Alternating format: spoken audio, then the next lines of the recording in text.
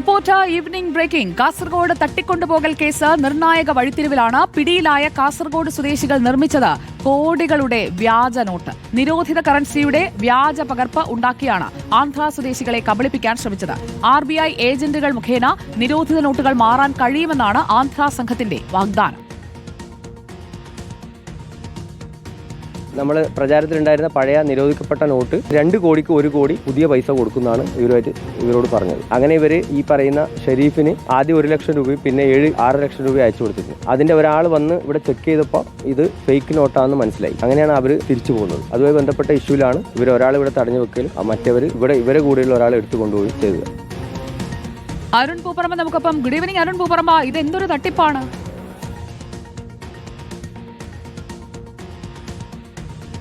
സുജയ, തീർച്ചയായും അതുകൊണ്ട് തന്നെയാണ് അതിൽ വിശദമായിട്ടുള്ള അന്വേഷണത്തിലേക്ക് കാസർഗോഡ് പോലീസ് കടന്നിട്ടുള്ളത്. കഴിഞ്ഞ ദിവസം കാസർഗോഡ് നഗരത്തിൽ വെച്ച് മേൽപ്പറമ്പ് സ്വദേശിയായിട്ടുള്ള ഹനീഫ എന്ന യുവാവിനെ ആന്ധ്രയിൽ നിന്നുള്ള സംഘം തട്ടിക്കൊണ്ടുപോയിരുന്നു. അതിൽ പോലീസ് നടത്തിയ അന്വേഷണമാണ് ആ വഴിത്തിരിവിലേക്ക്, അല്ലെങ്കിൽ കൂടുതൽ ഈ കാര്യങ്ങളുടെ ചുരുൾ അഴിയുന്ന സ്ഥിതിയിലേക്ക് പോയത്. എന്തായാലും ഇതിൽ 2 സംഘങ്ങളാണ് ഈ തട്ടിപ്പിൽ പ്രവർത്തിക്കുന്നത്. കാസർഗോഡ് കേന്ദ്രീകരിച്ചുള്ള ഒരു സംഘം, മറ്റൊന്ന് ആന്ധ്ര കേന്ദ്രീകരിച്ചുള്ള സംഘം.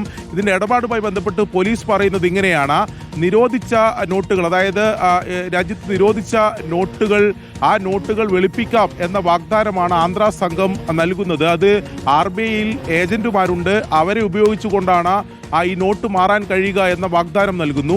ഇതിനായി നിരോധിച്ച നോട്ടുകൾ, ശേഖരിച്ചു വെച്ച നോട്ടുകൾ എത്തിച്ചു നൽകുന്ന സംഘമാണ് കാസർഗോഡ് പ്രവർത്തിക്കുന്നത്. ഇവർ തമ്മിലുണ്ടായിരുന്ന ഇടപാടിലെ ചില തർക്കങ്ങളും സാമ്പത്തിക ഇടപാടിലെ പ്രശ്നങ്ങളുമാണ് ഇവിടെ ഉണ്ടായിരുന്ന കാസർഗോഡ് സ്വദേശിയായിട്ടുള്ള ഒരു യുവാവിനെ തട്ടിക്കൊണ്ടുപോകുന്നതിൽ കലാശിക്കുകയും ചെയ്തത്. അതായത് 2 കോടി രൂപയുടെ നിരോധിത നോട്ടുകൾ നൽകിയാൽ ആന്ധ്ര സംഘം 1 കോടി രൂപയുടെ യഥാർത്ഥ കറൻസി നൽകും.